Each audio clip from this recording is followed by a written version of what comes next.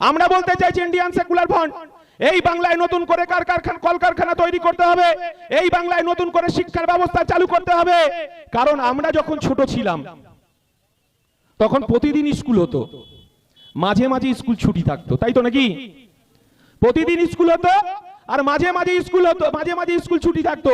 আর এই তৃণমূলের আমলে প্রতিদিন স্কুল ছুটি আর হচ্ছে মাঝে মাঝে স্কুল হয়।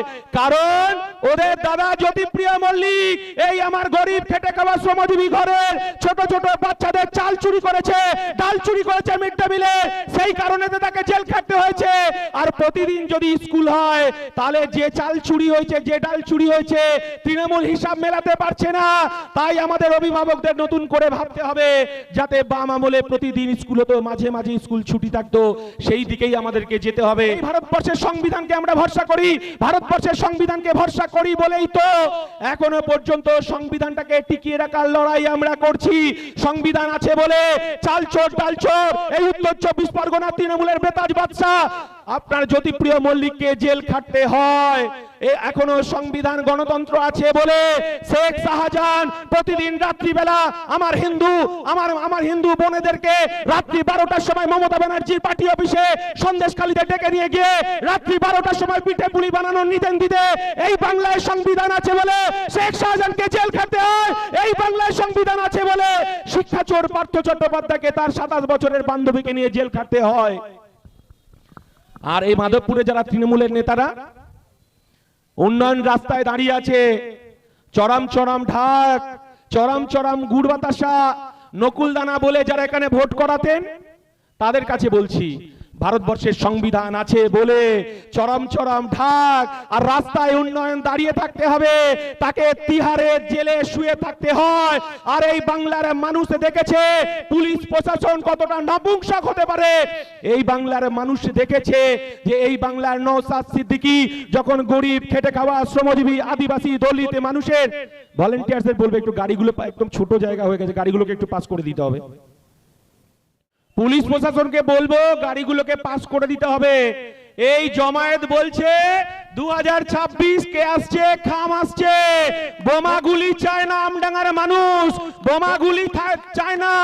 এই আমডাঙ্গার ছাপোষা মানুষ তারা একটু শান্তিতে বাঁচতে চায়, শান্তিতে ঘুমাতে চায়। আর তৃণমূল যদি ভেবে থাকে বোমাগুলি দিয়ে আমডাঙ্গা আবার দখল করবে, আর আইএসএফ শপথ নিয়েছে মাথায় কাপন বেঁধে আর খালি পেটে গামছা বেঁধে রাস্তায় নেমে আমরা প্রতিবাদ করব। আর তৃণমূলের ফুটো মস্তানদেরকে জানিয়ে দিতে চাই বোমাগুলি যেখানে আছে আমডাঙ্গার পুলিশ প্রশাসনের কাছে জমা করুন। আর যদি এই আমডাঙ্গার মানুষকে যদি বোমাগুলি পিস্তল খুঁজতে হয় তাহলে আবার একটা বাংলাদেশ, আবার একটা নেপাল তৈরি হবে। তাই যে সমস্ত তৃণমূলের নেতারা জব কার্ড চুরি থেকে বাঁচতে চাইছে, প্রধানমন্ত্রী আবাস যোজনা চুরি থেকে বাঁচতে চাইছে, মিড ডে মিলে চালচোর ডালচোর থেকে বাঁচতে চাইছে, এই মাধবপুরের মানুষের গণতন্ত্রের কণ্ঠরোধ করতে চাইছে, তারা সাবধান হয়ে যান। আমবাগান বাঁশবাগান আপনার মাঠে ধান খেতে বেগুন খেতে যদি বোমাগুলি বারুদ মজুদ থাকে এখনো সময় আছে, আমডাঙ্গার পুলিশ প্রশাসনকে জমা করুন, এখনো নিস্তার আছে। কিন্তু এই বাংলার মানুষ তেতে আছে। তৃণমূলের প্রোডাক্ট গুলো সব বিজেপিতে গেছে পিঠ বাঁচানোর জন্য। কে? অর্জুন সিং। অর্জুন সিং হচ্ছে বিজেপির নেতা বর্তমানে। তৃণমূলের ভাটপাড়া দীর্ঘদিনের এমএলএ যারা বিজেপি করছেন, জয় শ্রীরাম বলছেন, তারাও আমার ভাই। তাদেরকেও বলছি যারা বিজেপি করছেন, জয় শ্রীরাম বলছেন, খুব ভালো কথা। যারা তৃণমূল করছেন, জয় বাংলাতে আর হচ্ছে না, এখন আবার বলছে জয় জগন্নাথ, ভালো কথা। যারা বিজেপির জয় শ্রীরাম বলে এই মাধবপুর বাজারকে গরম করতে চাইছে, একবার মুদিখানার দোকানে গিয়ে মুদির দোকানদারকে বলুন জয় শ্রীরাম, আপনার সরষের তেলটা 180 টাকা থেকে 80 টাকা হয় কিনা একবার দেখুন। আর যে তৃণমূলের নেতারা জয় বাংলা বলে বাজারটাকে গরম করতে চাইছেন, জয় জগন্নাথ বলে বাজারটাকে গরম করতে চাইছেন, একবার আপনিও মুদিখানার দোকানে গিয়ে জয় বাংলা বলে দেখুন আপনার সরষের তেলটা 180 টাকা থেকে 80 টাকা হয় কিনা। কি তৃণমূল কি বিজেপি মানুষের জীবন যন্ত্রণার কথা বলছে না, তারা শুধু জয় শ্রীরাম বলছে একবার আর জয় বাংলা বলছে, মানুষকে বিভ্রান্ত করার চেষ্টা করছে। কারণ এই বিজেপি 2014 সালে এই ভারতবর্ষের মানুষকে তারা স্বপ্ন দেখিয়েছিল বছরে 2 কোটি বেকারের চাকরি দেব আর জিরো ব্যালেন্সে 15 লক্ষ টাকা দেব। এই ভারতবর্ষের মানুষ কংগ্রেসকে সরিয়ে সেদিন বিজেপিকে ক্ষমতায় এনেছিল। নরেন্দ্র মোদীকে দেখে স্বপ্ন দেখেছিল এই ভারতবর্ষের যুবক, তারা ভেবেছিল বিজেপি যদি ক্ষমতায় আসে তাহলে আমার ঘরের বেকার যুবকটার চাকরি হবে, আমার যে ছেলেটা উচ্চ মাধ্যমিক গ্রাজুয়েট পাস করে আছে তার হয়তো বিজেপি চাকরি দেবে, আর আমাদেরকে জিরো ব্যালেন্সের যে অ্যাকাউন্ট খুলিয়েছে কালো ধন নিয়ে এসে আমাদেরকে 15 লক্ষ টাকা দেবে। এই বাংলার মানুষ, এই পশ্চিম বাংলার মানুষ বিজেপির উপর ভরসা করেছিল, ভারতবর্ষের মানুষকে ভরসা করেছিল। আর এই ভারতবর্ষের মানুষ, এই পশ্চিমবঙ্গের মানুষ যখন বিজেপিকে বলছে তুমি তো বলেছিলে বছরে 2 কোটি বেকারের চাকরি দেবে, তুমি তো বলেছিলে 15 লক্ষ টাকা অ্যাকাউন্টে ঢোকাবে, তুমি তো বলেছিলে কালো ধন বিদেশ থেকে নিয়ে আসবে, তুমি তো কিচ্ছু করতে পারোনি। তখন আরএসএস কে দিয়ে বলছে জয় শ্রীরাম। তারা আপনারা জানেন উত্তরপ্রদেশে রাম মন্দির তৈরি করেছে, 4000 কোটি টাকা খরচ করেছে। হ্যাঁ, এটা সত্যি কথা, রাম আমারও দেবতা, আমরাও ভরসা করি, রামের উপর বিশ্বাস আছে। কিন্তু রাম মন্দির তৈরি করে বিজেপি স্লোগান তুলেছিল আব কি বার 400 পার। এই ভারতবর্ষের মানুষ বিজেপিকে প্রত্যাখ্যান করেছে। এই ভারতবর্ষের সংবিধান ধর্মনিরপেক্ষ সংবিধান, এই ভারতবর্ষ ধর্মনিরপেক্ষতার কথা বলে। আমরা যখন ইতিহাস পড়েছিলাম এই ভারতবর্ষে ঐক্যের কথা বলে, কারণ এই সংবিধান আমাদের অধিকার দিয়েছে সমস্ত জাতি, সমস্ত ধর্ম, সমস্ত বর্ণের মানুষ বিজেপিকে উচিত শিক্ষা দিয়েছে। তারা আদিবাসী দলিত সমাজের মানুষ বলছে এ ভারতবর্ষ আমার ভারতবর্ষ, এই সংবিধান আমাকে অধিকার দিয়েছে। আদিবাসী দলিতরা বলছে একজন হিন্দুর যা অধিকার আছে আদিবাসী দলিতের তাই অধিকার আছে, মুসলমানের যা অধিকার আছে একজন হিন্দুর তাই অধিকার আছে। ভারতবর্ষের মানুষ নরেন্দ্র মোদীর গালে ঠাস ঠাস করে চড় মেরে 230-এ আটকে দিয়েছে, কারণ এই ভারতবর্ষের সংবিধান ধর্মনিরপেক্ষতার কথা বলে। এই ভারতবর্ষ হিন্দু মুসলমান খ্রিস্টান জৈন আদিবাসীদের কথা বলে। আমরা শুধু ছোট্ট উদাহরণ দিতে চাই, যারা বিজেপি করছেন আমার কোনো আপত্তি নেই। এই ভারতবর্ষ সংবিধান আপনাকে বিজেপি করার অধিকার দিয়েছে, ভারতবর্ষের সংবিধান আপনাকে কংগ্রেস করার অধিকার দিয়েছে, ভারতবর্ষের অধিকার দিয়েছে আপনাকে আইএসএফ করার, তাতে কোনো আমাদের আপত্তি নেই। কিন্তু আমরা যে কথাটা বলতে চাইছি, কারণ মানুষকে আপনি ধর্মের ভিত্তিতে ভাগ করে আপনারা যদি এখানে হিন্দু মুসলমানের রাজনীতি করেন, বেকারের যুবকের কাজ নেই, কলকারখানা ধোঁয়া উঠছে না, দ্রব্যমূল্য বৃদ্ধি, সারের দাম বৃদ্ধি হয়েছে, বেকারের কাজ নেই, স্কুলগুলো বন্ধ হয়ে গেছে, কেউ কোনো কথা বলছে না। বিজেপি শুধু বলছে জয় শ্রীরাম, আর মমতা বন্দ্যোপাধ্যায় দয় বলছে যে জয় বাংলা। এই বলে কি আমার পেটে ভাত হজম হবে? আমরা বলতে চাইছি ইন্ডিয়ান সেকুলার ফ্রন্ট, এই বাংলায় নতুন করে কলকারখানা তৈরি করতে হবে, এই বাংলায় নতুন করে শিক্ষার ব্যবস্থা চালু করতে হবে। কারণ আমরা যখন ছোট ছিলাম তখন প্রতিদিন স্কুল হতো, মাঝে মাঝে স্কুল ছুটি থাকতো, তাই তো নাকি? প্রতিদিন স্কুল হতো আর মাঝে মাঝে স্কুল ছুটি থাকতো।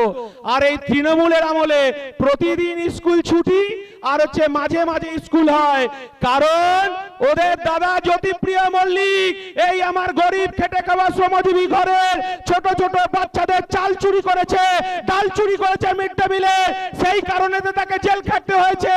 আর প্রতিদিন যদি স্কুল হয় তাহলে যে চাল চুরি হয়েছে, যে ডাল চুরি হয়েছে, তৃণমূল হিসাব মেলাতে পারছে না। তাই আমাদের অভিভাবকদের নতুন করে ভাবতে হবে, যাতে বাম আমলে প্রতিদিন স্কুল হতো, মাঝে মাঝে স্কুল ছুটি থাকতো, সেই দিকেই আমাদেরকে যেতে হবে। আমরা বলতে চাইছি এই পশ্চিম বাংলায় আমরা গণতন্ত্রকে বিশ্বাস করি, এই ভারতবর্ষের সংবিধানকে আমরা ভরসা করি, ভারতবর্ষের সংবিধানকে ভরসা করি বলেই তো এখনো পর্যন্ত সংবিধানটাকে টিকিয়ে রাখার লড়াই আমরা করছি। সংবিধান আছে বলে চালচোর ডালচোর এই উত্তর 24 পরগনা তৃণমূলের বেতাজ বাদশা আপনার জ্যোতিপ্রিয় মল্লিককে জেল খাটতে হয়। এখনো সংবিধান গণতন্ত্র আছে বলে শেখ শাহজাহান প্রতিদিন রাত্রিবেলা আমার হিন্দু বোনেদেরকে রাত্রি 12টার সময় মমতা ব্যানার্জির পার্টি অফিসে সন্দেশখালীতে ডেকে নিয়ে গিয়ে রাত্রি 12টার সময় পিঠে পুলি বানানোর নিতেন দিতে। এই বাংলায় সংবিধান আছে বলে শেখ শাহজাহানকে জেল খাটতে হয়। এই বাংলায় সংবিধান আছে বলে শিক্ষা চোর পার্থ চট্টোপাধ্যায়কে তার 27 বছরের বান্ধবীকে নিয়ে জেল খাটতে হয়। আর এই মাধবপুরে যারা তৃণমূলের নেতারা উন্নয়ন রাস্তায় দাঁড়িয়ে আছে, চরম চরম ঢাক, চরম চরম গুড় বাতাসা, নকুলদানা বলে যারা এখানে ভোট করাতেন, তাদের কাছে বলছি ভারতবর্ষের সংবিধান আছে বলে চরম চরম ঢাক আর রাস্তায় উন্নয়ন দাঁড়িয়ে থাকতে হবে, তাকে তিহারে জেলে শুয়ে থাকতে হয়। আর এই বাংলার মানুষ দেখেছে পুলিশ প্রশাসন কতটা নপুংসক হতে পারে। এই বাংলার মানুষ দেখেছে যে এই বাংলার নওশাদ সিদ্দিকী যখন গরিব খেটে খাওয়া শ্রমজীবী আদিবাসী দলিত মানুষের ভলেন্টিয়ারদের বলবে একটু গাড়িগুলো একদম ছোট জায়গা হয়ে গেছে, গাড়িগুলোকে একটু পাস করে দিতে হবে, গাড়িগুলোকে ভলেন্টিয়ারদের পাস করিয়ে দিতে হবে, জ্যাম হয়ে যাচ্ছে। আপনারা একটু সরে সরে আসুন, এত লোক ভাবে বুঝতে পারেনি, একটু সাইড করে ভলেন্টিয়ারদের বলবো গাড়িগুলো পাস করে দিতে হবে।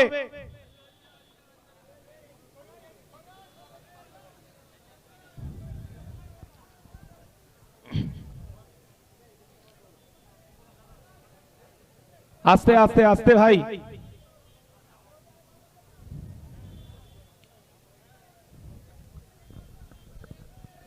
এত মানুষ আসবে বুঝে উঠতে পারিনি। একটা তো পথসভা স্ট্রিট কর্নার, হাজার হাজার মানুষের জমায়েত হবে বুঝে উঠতে পারিনি।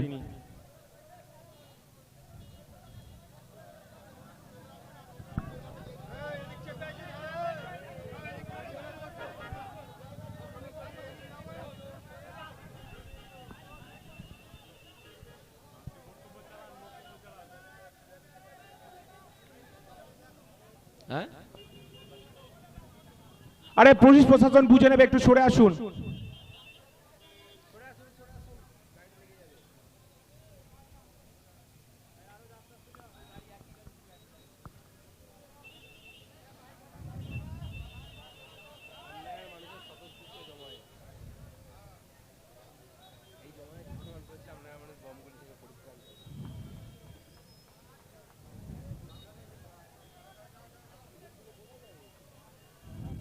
পুলিশ প্রশাসনকে বলবো গাড়িগুলোকে পাস করে দিতে হবে।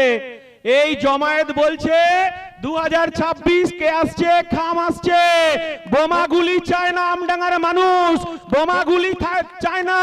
এই আমডাঙ্গার ছাপোষা মানুষ তারা একটু শান্তিতে বাঁচতে চায়, শান্তিতে ঘুমাতে চায়। আর তৃণমূল যদি ভেবে থাকে বোমাগুলি দিয়ে আমডাঙ্গা আবার দখল করবে, আর আইএসএফ শপথ নিয়েছে মাথায় কাপড় বেঁধে আর খালি পেটে পেটে গামছা বেঁধে রাস্তায় নেমে আমরা প্রতিবাদ করব। আর তৃণমূলের ফুটো মস্তানদেরকে জানিয়ে দিতে চাই, বোমাগুলি যেখানে আছে আমডাঙ্গার পুলিশ প্রশাসনের কাছে জমা করুন। আর যদি এই আমডাঙ্গার মানুষকে যদি বোমাগুলি পিস্তল খুঁজতে হয়, তাহলে আবার একটা বাংলাদেশ, আবার একটা নেপাল তৈরি হবে। তাই যে সমস্ত তৃণমূলের নেতারা জব কার্ড চুরি থেকে বাঁচতে চাইছে, প্রধানমন্ত্রী আবাস যোজনা চুরি থেকে বাঁচতে চাইছে, মিড ডে মিলের চাল চোর ডাল চোর থেকে বাঁচতে চাইছে, এই মাধবপুরের মানুষের গণতন্ত্রের কণ্ঠরোধ করতে চাইছে, তারা সাবধান হয়ে যান। আমবাগান, বাঁশবাগান, আপনার মাঠে ধান খেতে, বেগুন খেতে যদি বোমা গুলি বারুদ মজুদ থাকে, এখনো সময় আছে।